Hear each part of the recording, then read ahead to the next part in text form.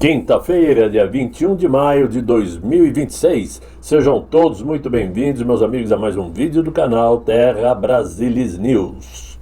Muito bem, temos muitos assuntos. Estou gravando bem cedo hoje por conta de compromisso. São 15 horas e 20 minutos. E claro, depois da gravação desse vídeo podem surgir outras notícias, mas o que temos daria para encher 2 horas de vídeo, que eu vou tentar resumir aqui.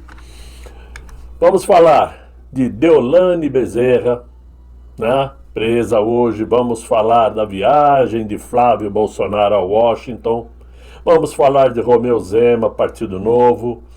Então eu quero começar dizendo o seguinte, que hoje pela manhã, então foi deflagrada aquela operação Vêmix, com mandados de prisão preventiva, buscas e apreensões espalhadas por diferentes endereços.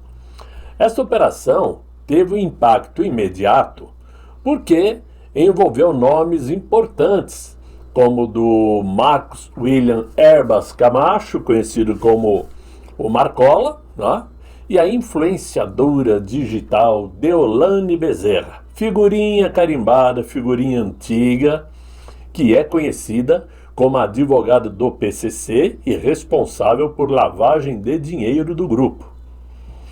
Marcola é talvez a principal liderança ainda do grupo criminoso, que mesmo preso ainda tem forte influência e peso na organização criminosa. E a Deolane, como eu disse, uma influenciadora cercada de luxo, carros caríssimos, casas diversas, inclusive nos Estados Unidos, polêmicas, que passou a ser tratado pelos investigadores como parte de uma engrenagem financeira muito maior.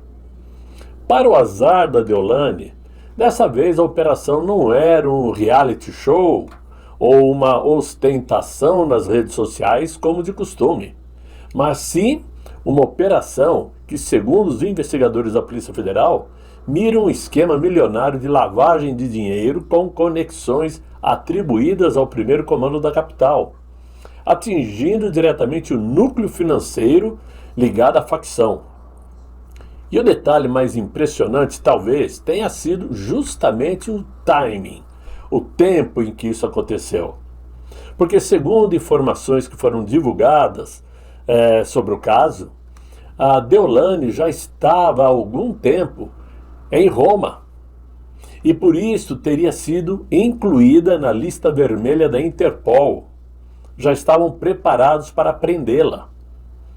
E segundo a avaliação dos investigadores, no movimento que até está intrigando muita gente, ela retornou ao Brasil justamente na véspera da ofensiva policial lá em Roma. Mas nos bastidores, a pergunta que circula é inevitável. Ela voltou porque acreditava que nada aconteceria com ela? Ou porque recebeu garantias? Ou ainda, porque não imaginava a dimensão da investigação? O fato é que poucas horas depois de desembarcar, ela acabou surpreendida pela operação da Polícia Federal. Agora, um fato que chamou a atenção é o seguinte: quando ela chegou aparentemente lá na Superintendência da Polícia Federal, ela não estava algemada. Por quê? Vejam aí esse videozinho. Como vocês podem ver aí, ela não está usando algema, né? O que chama a atenção, evidentemente. Só que aí existe uma curiosidade de minha parte. Será que ela também não acreditava que poderia receber um apoio mais federal, mais fraterno do atual mandatário brasileiro? Em forma de sugestão para a Polícia Federal não prendê-la? Né? Porque como vocês estão vendo aí na capa, o Diário do Poder mostra esta foto que é muito emblemática, né? Talvez com o carinho que existe entre ela e o casal presidencial, ela tenha pensado que a Polícia Federal do Andrei pudesse evitar essa prisão, né? A pedido de quem? Do seu ídolo. Muito embora ninguém possa garantir que ela continuará presa. Essa imagem aí é muito interessante, né? Isso demonstra até uma certa intimidade que não é comum entre um presidente com uma pessoa que já vinha há muito tempo sendo acusada de envolvimento com o PCC, não é de hoje. De qualquer forma, não foi dessa vez que ela conseguiu escapar. E fato é que o Ministério Público paulista não está falando apenas de movimentações suspeitas comuns, mas sim de empresas, transações financeiras milionárias, patrimônio de luxo e uma rede usada para ocultar recursos atribuídos ao crime organizado. E os investigadores agora tentam entender como determinadas movimentações ocorreram, quais empresas serviram de fachada e quem realmente controlava o fluxo do dinheiro. O caso ganha ainda mais repercussão porque, claro, Deolane carregava uma longa sequência de polêmicas públicas, desde o crescimento meteórico nas redes sociais, passando pela exposição constante de carros milionários, viagens internacionais, propriedades no exterior, joias, festas extravagantes. Eu até mostrei uma há cerca de um ano atrás, um ano e pouco, onde aparecia uma festa em que ela estava o Pablo Marçal também, não é isso? Mas o problema reside nas relações turbulentas, inclusive com celebridades. E ela se transformou numa personagem que mistura entretenimento, influência digital, advocacia e ostentação. Agora, porém, o que está sendo colocado sobre a mesa pelas autoridades é a ligação entre esta celebridade digital com a lavagem do dinheiro e estruturas financeiras atribuídas ao PCC. E isso pode resultar em situações muito mais sérias, muito mais graves. Vamos aguardar. Teremos surpresas quanto a isso, não resta dúvidas. Agora, mudando um pouco de assunto e voltando a falar do envolvimento do atual governo com Daniel Vorcaro, vamos lembrar aqui que a empresa Biotecnologia Bion, que tem Daniel Vorcaro como principal acionista, fechou ao menos mais de 300 milhões de reais em contratos com o Ministério da Saúde do atual governo. O acordo para o fornecimento de insulina humana ao governo federal foi alvo de ampla repercussão, algum tempo atrás, inclusive, com a presença do Inácio na inauguração da fábrica da empresa lá em Minas Gerais. Ok, poderíamos dizer que isto é um ato comum, não tem nenhum problema, né?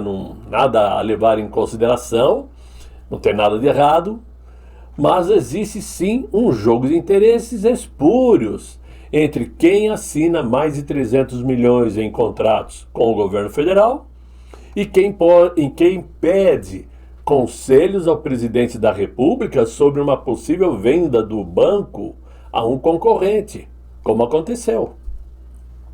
Efetivamente, não podemos descartar a ideia de que isto já seria suficiente para um impeachment presidencial, pelo menos no país sério.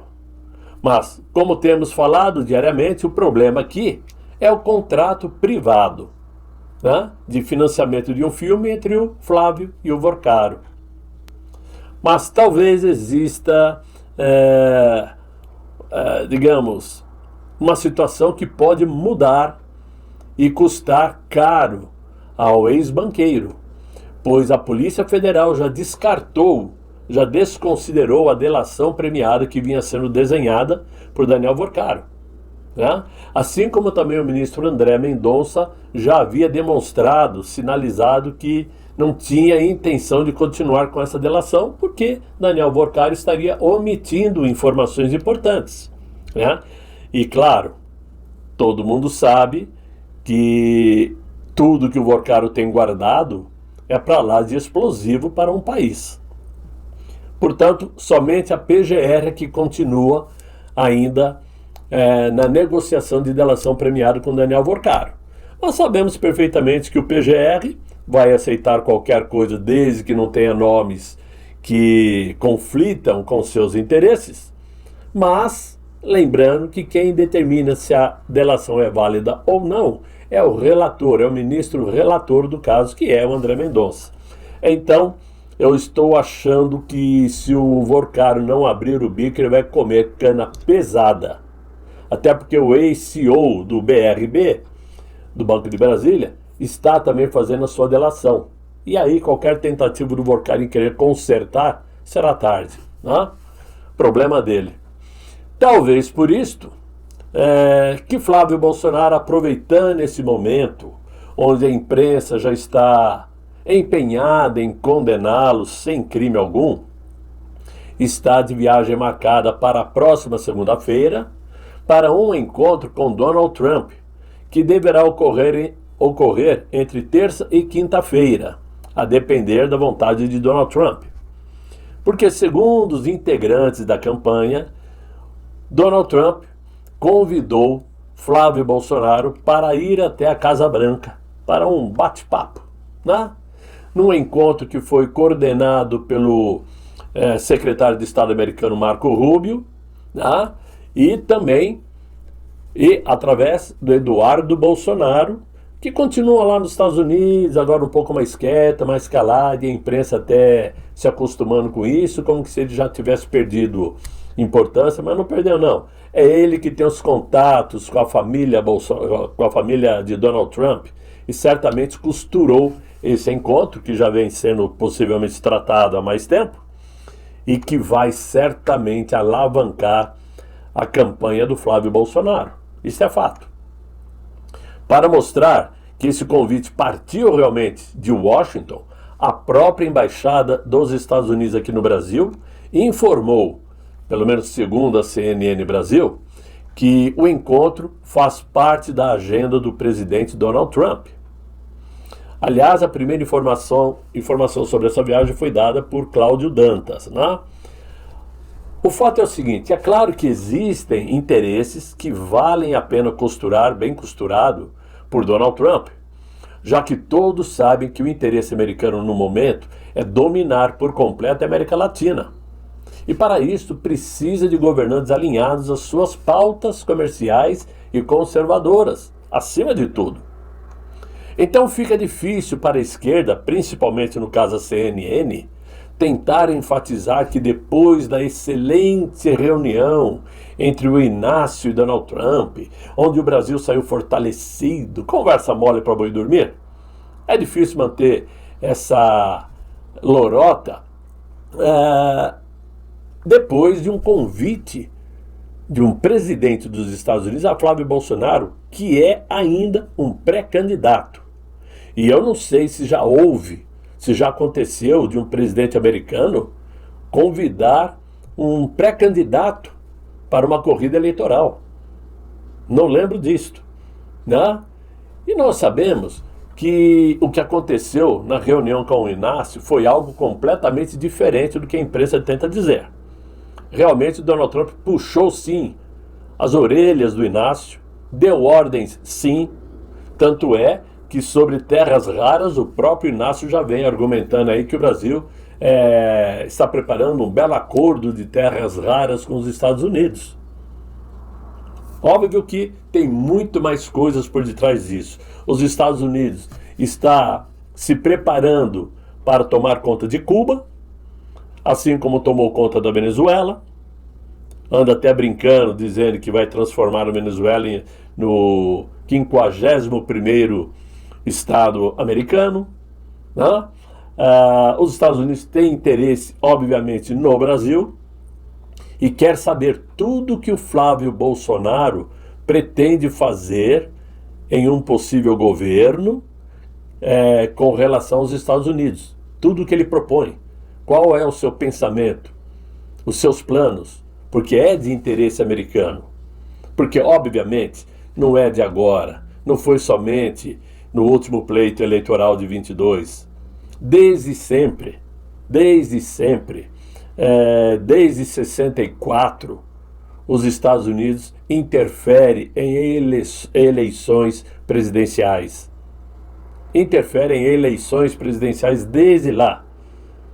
Quando terminou o regime militar, que começou Sarney, tudo bem. Era um cara que estava chegando como um presidente sério, um estadista, né?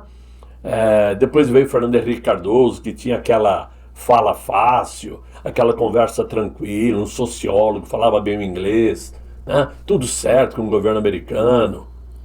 Trabalhava nos bastidores, formando o Fórum de São Paulo, né? Mas a aparência era outra. Itamar Franco, Collor de Mello, né? A coisa começou a escantear com os Estados Unidos quando chegou o Inácio. O primeiro governo aproveitou o Plano Real, estava tudo certo, tudo bonitinho, né? Fácil de administrar o Brasil. Já o segundo mandato dele foi um desastre. Foi uma catástrofe que explodiu na mão da Dilma, que, sem competência alguma, pior que o Inácio, perdeu o mandato, perdeu o cargo. A coisa se normalizou com os Estados Unidos quando entrou Jair Messias Bolsonaro, alinhado aos interesses americanos também. Por isso agora, Donald Trump quer saber qual é o pensamento de Flávio Bolsonaro, porque o pensamento de Lula ele já sabe. E não só por conta de conversas com o Lula, por informações. Inclusive, por conta de Maduro, por conta de Carvajal, que já deve ter vomitado muita informação para o governo americano. Então ele sabe com quem está lidando. E, obviamente, uma fotografia de Flávio Bolsonaro com Donald Trump vai ser o suficiente para recuperar, se é que perdeu de verdade, o percentual de votos que a imprensa tem anunciado. Simples assim. As coisas tendem a voltar ao normal, porque, segundo alguns analistas aí, vem muita coisa pela frente ruim para o mandatário brasileiro. E não tem muito mais o que mostrar sobre Flávio Bolsonaro, a não ser o que eles apresentaram como crime, e que não existe crime algum. Portanto, nós teremos aí fortes emoções nesses dias. A semana que vem, então, já promete ser uma semana animadora para nós, que ainda acreditamos que o governo americano pode sim nos ajudar, não é isso? Agora, mudando de assunto e para terminar, eu falei que tinha muita coisa, né? Vejam só a notícia que saiu hoje. Romeu Zema, depois de bater forte e covardemente em Flávio Bolsonaro, e percebendo o tiro no pé que ele deu, porque perdeu muito mais apoio do que ganhou por conta disso, anunciou que vai esperar as explicações de Flávio Bolsonaro, né, para depois dar a sua opinião. Quer dizer que ele continua aguardando aquilo que o Flávio já explicou. Ele sabe que pisou na bola, ele sabe que deu um tiro no pé, se precipitou, e agora está dando uma de migué, né? Uma de mané, como dizia o Barroso, fujão. Né? Vou esperar ele explicar. Ele já explicou, Zema. Né? Ora, é fato que existe aí, por detrás disso tudo, um plano do Partido Novo, que é ficar mordendo e assoprando ao mesmo tempo, para tentar comover os conservadores que porventura ficarem em dúvida com relação à honestidade de Flávio Bolsonaro, que o Zema é um bom nome. Partido Novo é um partido conservador, coisa que nunca foi de fato. O Zema, ele tenta de certa maneira desgastar a imagem do nosso candidato, ao invés de apoiar publicamente uma abertura de CPMI do Banco Master. Por quê? Se acontecer uma CPMI do Master, o resultado pode ser avassalador para o Inácio, pode destruir a corrida de reeleição do Inácio e, obviamente, alavancar a de Flávio Bolsonaro. E nessas condições, Zema não teria condições alguma de concorrer. Então é claro que ele prefere o quê? Desgastar o Inácio para ele sair como uma opção. E enquanto isso, o Caiado fica em cima do muro, esperando quem é que vai quebrar a cara primeiro para ele se colocar como candidato viável. Né? É mais ou menos assim que a coisa está acontecendo. Mas, como eu disse, são muitas informações que, se continuar falando, vai esticar demais o vídeo. E eu não quero cansá-los com a minha beleza, então vou me despedindo por aqui. Quero agradecer a atenção de vocês, espero que vocês tenham gostado. Deixa aí os likes se vocês gostaram. Eu espero voltar amanhã com um novo vídeo, se Deus quiser, e Ele há de querer. Contem comigo para um novo vídeo amanhã, se Deus quiser, e Ele há de querer. Fiquem bem, fiquem com Deus. Tchau, tchau.